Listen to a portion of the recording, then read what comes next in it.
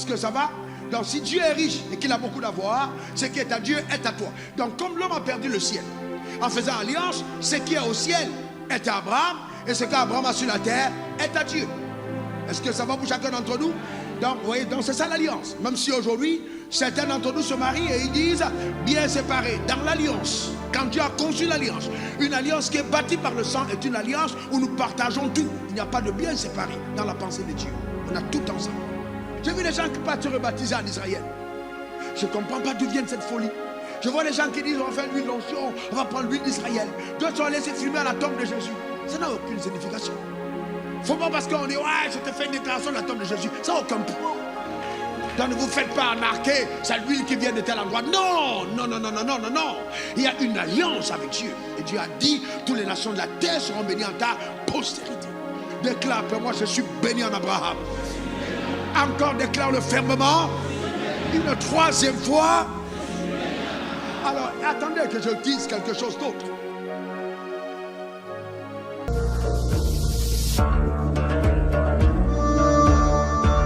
Écoutez attentivement cette déclaration. Il faut bien que tu comprennes qu'aux yeux de Dieu, ce qui ne subsiste pas après le temps est un échec. Je reprends. Aux yeux de Dieu, ce qui ne subsiste pas après le temps, c'est-à-dire ce qui ne subsiste que dans le temps, est un échec. Parce que quand Dieu construit ou bâtit, il bâtit dans le sens de l'éternité. Donc Dieu veut que tout ce que nous faisons ait une dimension éternelle. Et donc pour cela, la première chose qu'il faille que chaque homme adopte dans sa vie et fasse, pour que sa vie soit bâtie sur des fondements solides, numéro 1, c'est activer l'alliance de Dieu avec Abraham. Activer l'alliance de Dieu avec Abraham. Ou simplement bâtir sa vie sur l'alliance. Activer l'alliance de Dieu avec Abraham.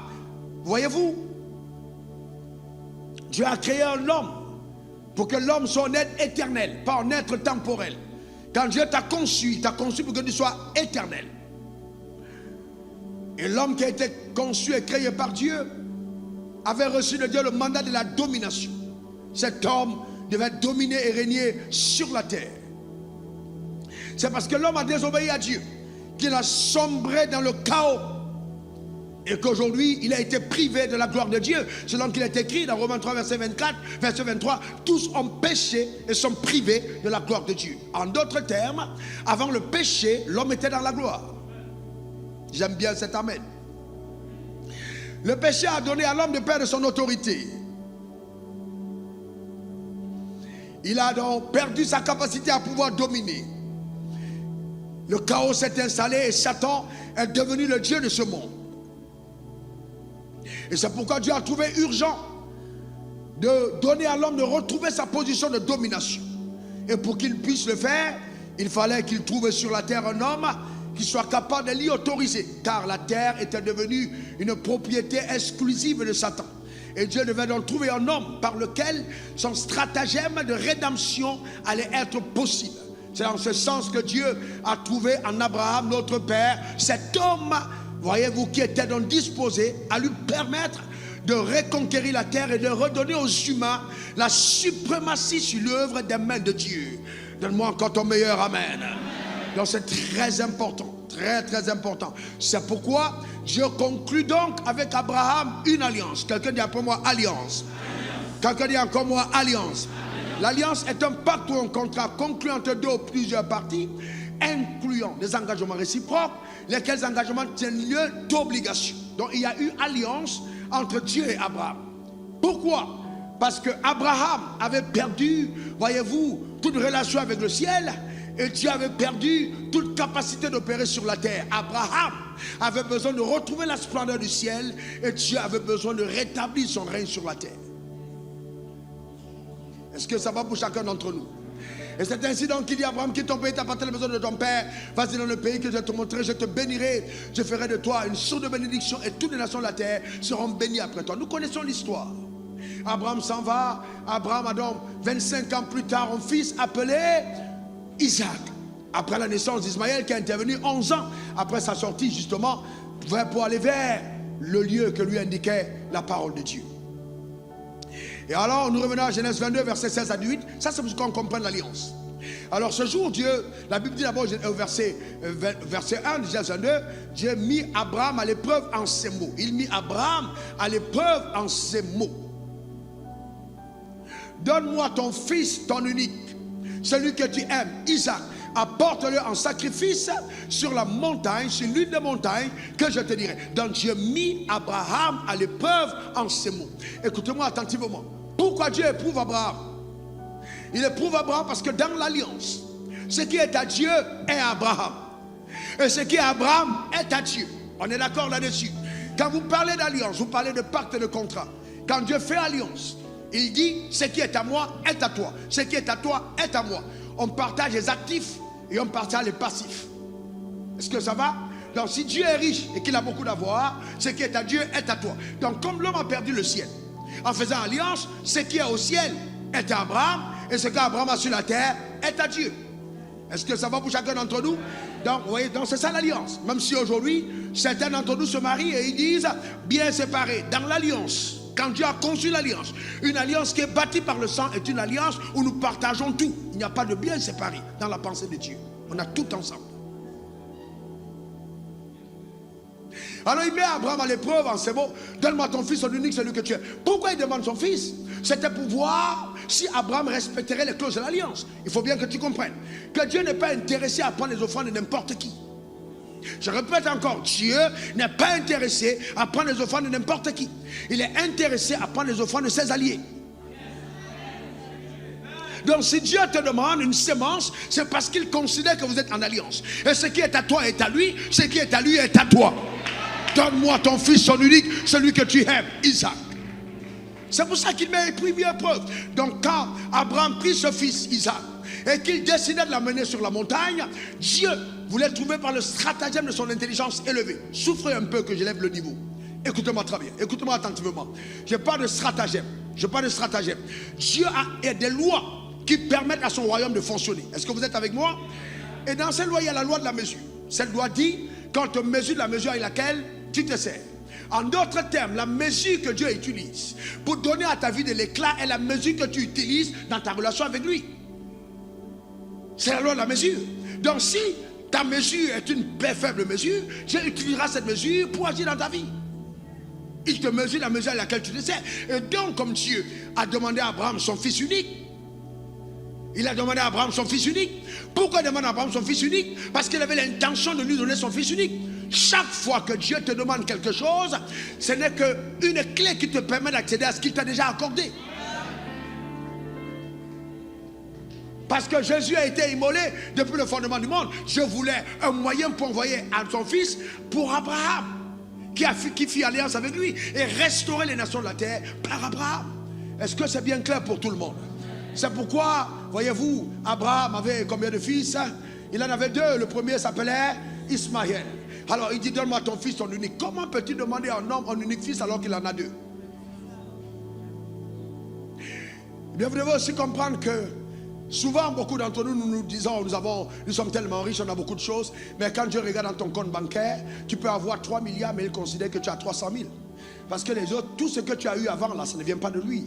Parce que tu as été un malot, un voleur, un arnaqueur. Il dit, ça, c'est pas moi. Tout ce que je n'ai pas généré, je ne peux pas comptabiliser comme t'appartenant. Parce que quand Dieu te rencontre, il a envie de faire de toi quelqu'un d'important. Il n'a pas envie que tu t'aides toi-même parce qu'il est alpha et oméga. Amen. Est-ce que quelqu'un comprend? Il y a des gens qui veulent faire de Dieu l'oméga alors qu'il n'a pas été le alpha. Donc Dieu dit, donne-moi ton fils ton unique. Dieu lui-même avait deux fils. Le premier s'appelait Adam. Mais le premier Adam aussi, aux yeux de Dieu, était perdu. Parce que la mort l'a séparé d'avec Dieu.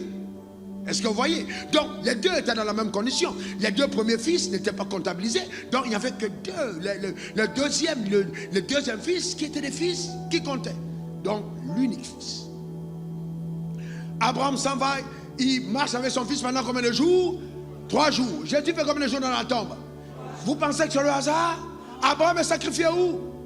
Sur une montagne. Jésus meurt dans la vallée ou sur la montagne? sur la montagne, pendant qu'il part avec son fils. Le fils dit, voici le bois, voici le feu, mais où est l'agneau du sacrifice? Et Jésus aussi parle en disant, Père, Père, pourquoi m'as-tu abandonné? Il y a similitude, pas de la part de Dieu, mais parce que Abraham a agi de cette manière. Dieu était obligé d'intervenir dans la vie d'Abraham à cette dimension. Suivez-moi attentivement, je parle d'alliance, écoutez-moi bien, écoutez-moi attentivement, c'est pourquoi vous devez changer votre mentalité. Il y a des choses que Dieu est obligé de faire dans ta vie. Tu n'as pas compris, j'ai dit Dieu est obligé de faire dans ta vie. Regardons ce texte parce que c'est une alliance. Voilà ce que l'alliance stipule. Verset 22, 16 plutôt. Genèse 22, 16. Regardez, je ne le jure pas. Dieu a dit, je ne le jure pas moi-même. Donc il engage son aide.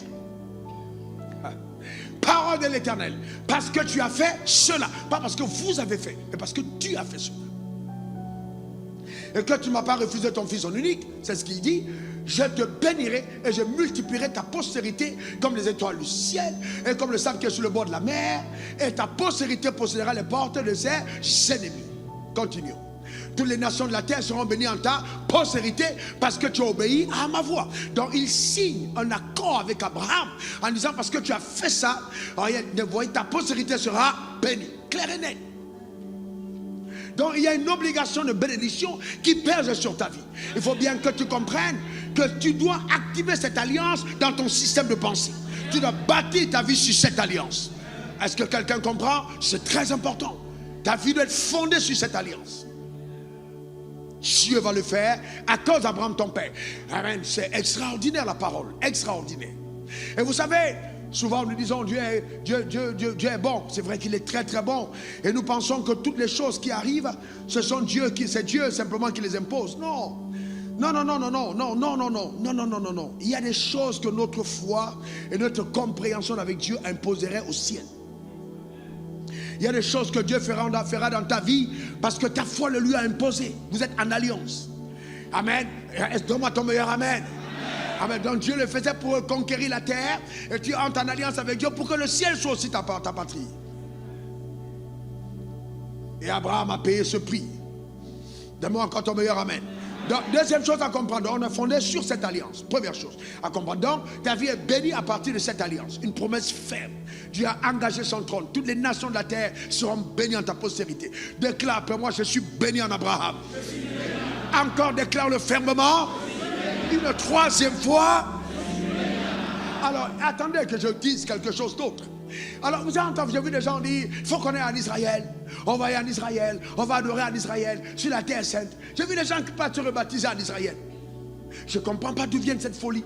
Je vois des gens qui disent, on va faire l'huile d'onction, on va prendre l'huile d'Israël. D'autres sont allés se filmer à la tombe de Jésus. Ça n'a aucune signification. Il ne faut pas parce qu'on dit, ouais, je te fais une déclaration de la tombe de Jésus. Ça n'a aucun poids.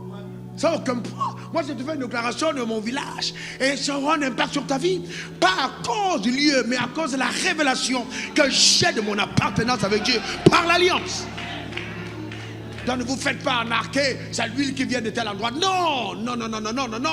Il y a une alliance avec Dieu. Et Dieu a dit, toutes les nations de la terre seront bénies en ta postérité. Donc c'est important que tu comprennes cette alliance. Dieu a obligation de te bénir. Dis pour moi, je suis béni en Abraham. Et je vais vous dire une chose, hein? Tu n'es pas moins béni que le juif. Ah non. Non, tu n'es pas moins béni que le juif. Il a dit toutes les nations de la terre seront bénies en ta postérité. Donc là où tu es, un juif n'est pas plus important que toi qui es né de nouveau. Non. Un juif n'est pas plus important que toi. Non. Et encore, je peux dire, si on voulait me voir sur le point de vue humain, tu as un avantage. Tu as un avantage parce que tu n'as pas tué Jésus. Tu n'as pas versé le sang de Jésus. Tu n'as pas bâti Jésus, mais les Juifs l'ont fait. Et Jésus a dit que ce sang retombe sur vous et sur vos enfants. Donc tu n'es pas maudit en Christ. Tu es béni. Déclare pour moi, je suis béni. Encore, je suis béni. Arrêtez les stigmates de la malédiction attachée à la peau noire. Quel que soit ton continent, quelle que soit ta zone, eh bien, il faut bien comprendre que cet ignorant important aux yeux de Dieu, ce n'est pas la couleur de ta peau, c'est d'abord la révélation sur l'alliance. C'est sur l'alliance, c'est ce qui te rend important. Ça n'a rien à voir avec ta peau. Donc, sortez des complexes. Décomplexez-vous. Donne-moi ton meilleur amen. Le problème que certains d'entre nous avons dans cette zone, c'est la couleur de peau. Décomplexons-nous. Quelqu'un qui est né de nouveau, c'est un autre être.